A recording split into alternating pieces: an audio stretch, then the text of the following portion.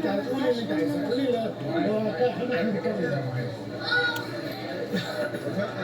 طبعا عايزين نقول لك وإن أنا وميار متفقين والله فيعني ترد على كل ده تقول ايه؟ والله العظيم أبدا. أنا بقول أنا بقالي يومين بسأل نفسي سؤال.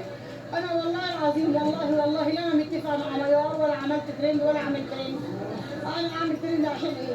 وأرجع تاني أقول يا جماعة والله العظيم أنا لما قاعدة أقول يعني هي ليه الناس انا مش ما عملتش ترند ومش هعمل ترند، ليه الناس مستكتره عليا ان ربنا بعد العذاب والبهدله يكبر بخاطري؟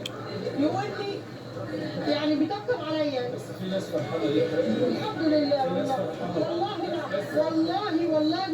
العظيم حياة ربي وابني انا لا متفق اعمل ترند ولا انا قصداها ودي جت من عند الله.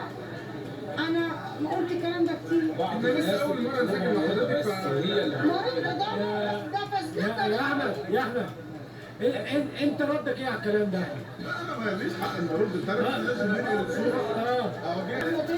وانا ازاي زي والله قلت تاني والله اني عرفت الموضوع زي اي واحد في اي حد في الدنيا.